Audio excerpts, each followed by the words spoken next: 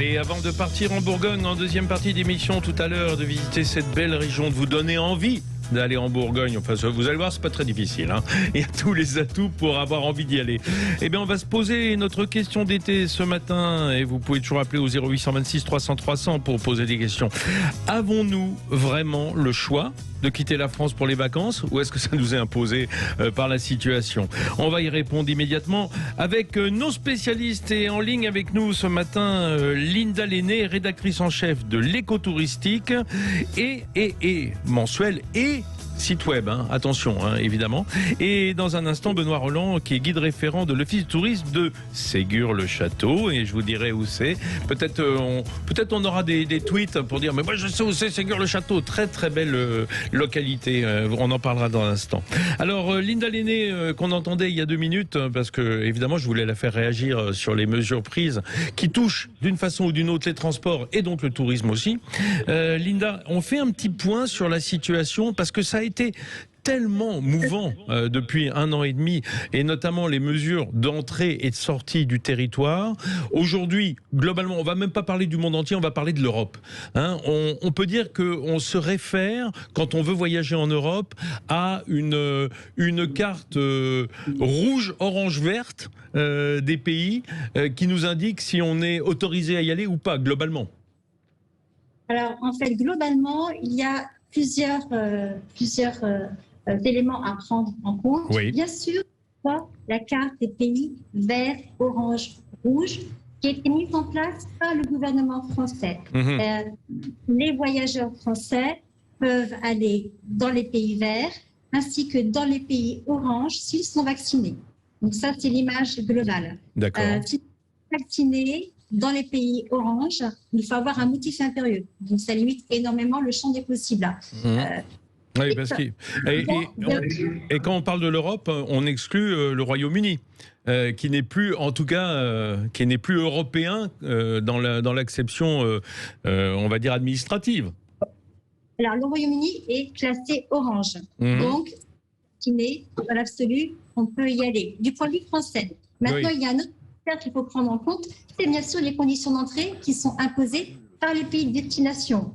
Exemple, la France autorise les Français à aller aux États-Unis, mais malheureusement, le gouvernement de Joe Biden ne nous autorise pas à aller aux États-Unis. Donc, il faut prendre en compte également les formalités d'entrée des pays de destination. Et pour ce faire, il suffit d'aller sur le site du Quai d'Orsay. Donc, très simplement, taper dans une barre de navigation « Conseil voyageurs », Égypte ou Grèce, et vous aurez les bonnes informations. En complément, ça peut être utile d'aller sur le site de l'ambassade de France dans le pays de destination. Bon. Et il faut effectivement que cette année est très compliquée, les formalités changent très régulièrement, on l'a vu récemment. Et oui, ça bouge, hein, c'est très mouvant. Hein.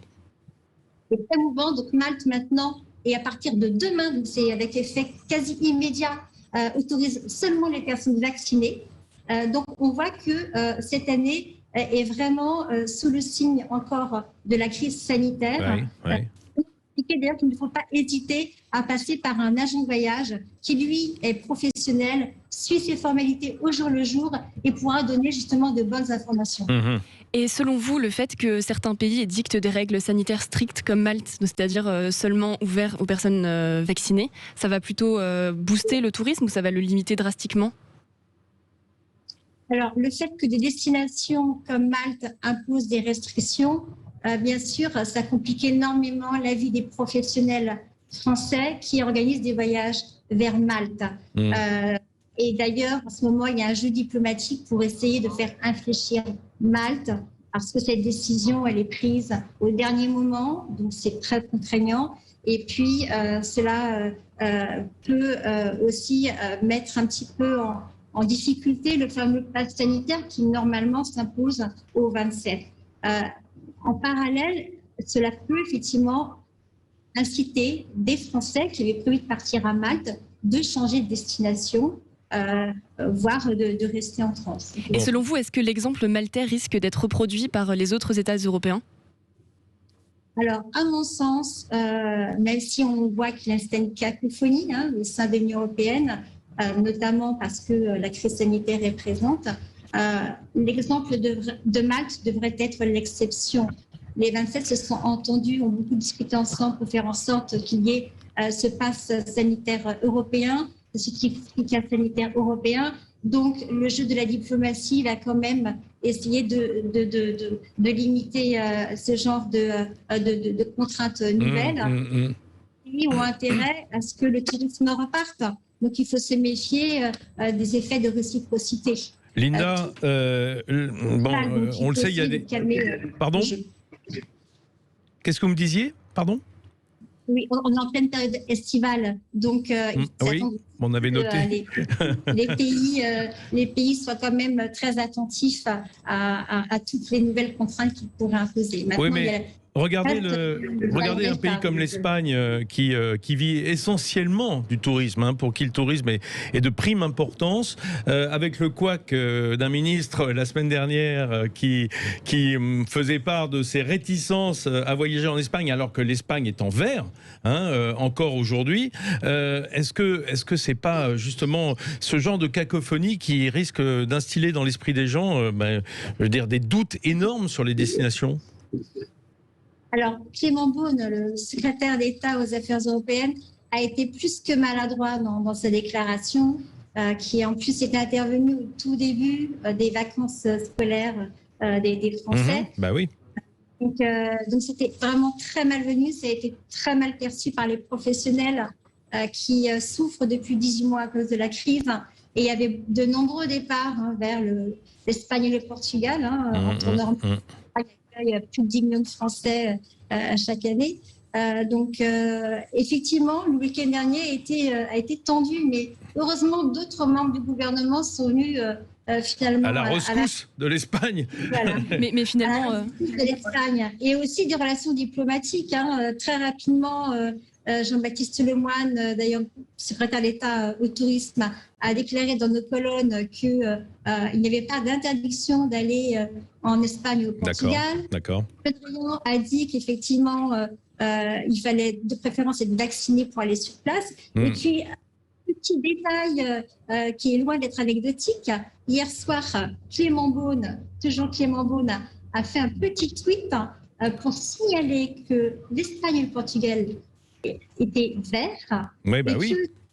Pour ajouter que désormais, le test anti-Covid que vous devez faire à destination avant de revenir en France doit être effectué 24 heures avant le retour et non plus à 48 heures ou 72 heures précédemment. Eh ben, dites donc, oui, ça va faciliter les choses. Allez, restez avec nous, Linda Lenné. On se retrouve dans un instant parce que quelque chose est malheur est bon parfois.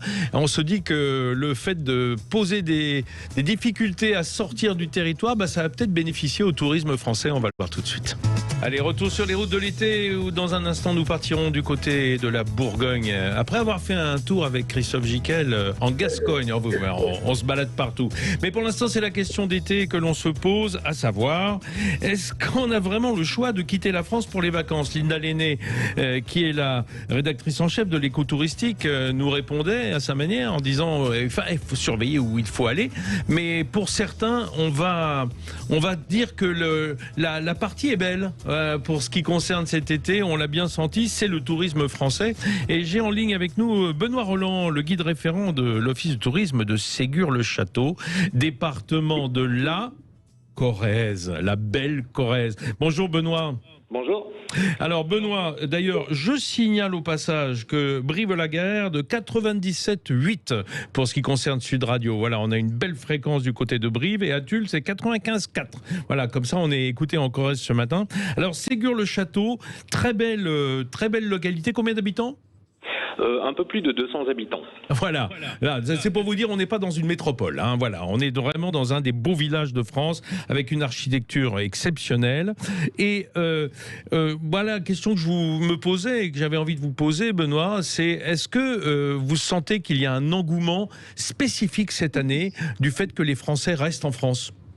Bien, moi je pense qu'effectivement la campagne séduit un large public, donc bien ça bénéficie à des cités comme Ségur-le-Château. Alors Ségur-le-Château en fait c'est un village qui se situe donc au centre d'un triangle entre Brive, comme vous l'avez cité, Limoges et Périgueux. On a quasiment un pied en Dordogne, et on a effectivement beaucoup de touristes qui transitent ici par Ségur, voilà, puisque Ségur fait partie depuis 1982 de l'association des plus beaux villages de France, et puis également intégrer un pays d'art et d'histoire qui est celui de Vézères-Ardoise. Ok, Benoît, mais moi ce qui m'intéresse c'est que vous élargissiez un petit peu votre spectre pour me parler de la campagne en général, ce que vous sentez de l'engouement des Français pour votre village et à travers le vôtre, les autres aussi.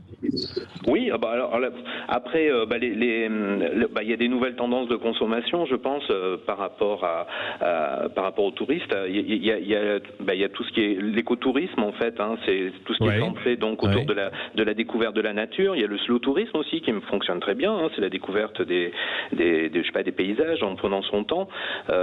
Donc effectivement, ça nous amène beaucoup de monde ici à Ségur. Vous avez changé votre offre aussi, vous avez adapté votre offre à ce nouveau tourisme? Constamment, elle évolue notre offre. Nous effectivement on propose beaucoup plus d'animations ou de visites à l'extérieur par exemple. Voilà, on a étoffé pas mal de choses. On a travaillé sur le cyclotourisme, on a travaillé sur nos sentiers de randonnée.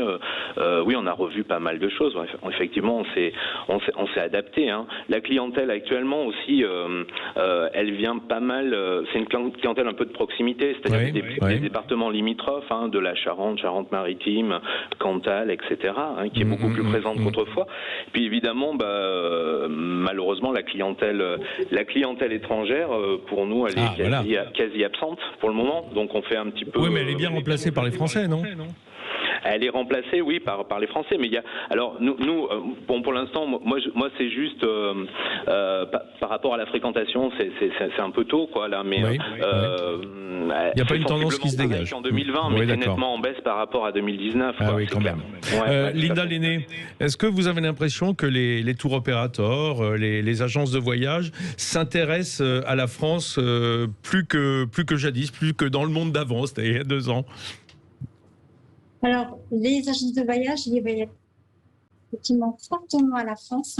Ils la vendaient déjà, mais cette année, ils l'ont beaucoup plus vendue. On le voit dans les réservations effectuées au mois de juin. Et tout le marché s'est organisé pour. C'est-à-dire qu'on a vu des produits nouveaux, on a vu des plateformes nouvelles réalisées par des réceptifs en France, réalisées avec la collaboration des entreprises du voyage, avec la collaboration des territoires. Donc, il y a eu une véritable prise en main de la destination France, alors que jusqu'à maintenant, c'est vrai que la France était plus marginale. Ben bien sûr. Mais vous comprenez que ça soit rassurant. Vous comprenez que ce soit rassurant pour les Français avec toutes les mesures sanitaires différentes selon les pays. On ne sait déjà pas si on peut partir, on ne sait pas si on pourra rentrer sans quarantaine, sans problème. Donc on reste chez nous en se disant au moins là, on peut voyager d'un département à l'autre. Alors oui, c'est vrai qu'il y a des inquiétudes, il y a beaucoup de questionnements. Néanmoins, cette année, a priori, les Français partiront un tout petit peu moins en France que l'année dernière, par exemple. Ah bah oui, mais là carrément, on était confinés. Donc, on était dans une culture de la réclusion dans nos frontières. Non, c'est vrai qu'on a le droit aujourd'hui. On n'était pas confinés, Vincent, en fait. On avait quand même voyagé.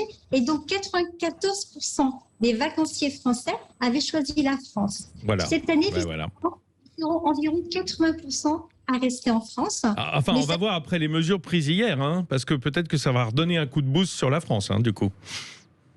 Alors, cela pourra peut-être donner un coup de boost sur la France, même si vous savez, les projets de vacances ont pour beaucoup déjà été effectués. Les gens Oui, avant de terminer, est-ce qu'on peut estimer le nombre de gens qui prennent leurs décisions au dernier moment, qui n'ont pas de réservation et qui fluctuent vraiment dans les derniers jours avant de partir?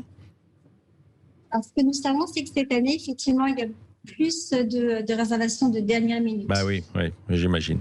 Bon, merci beaucoup. Merci beaucoup Linda Lenné d'avoir été avec nous ce matin, rédactrice en chef de l'éco-touristique, je le rappelle. Et merci Benoît Rolland de nous avoir parlé de Ségur-le-Château. On ira dans votre belle région, sur les routes de l'été, parce qu'on adore. On adore cette Corrèze aux confins de la Dordogne, de la belle campagne avec une architecture qui va avec. Bonne journée à vous.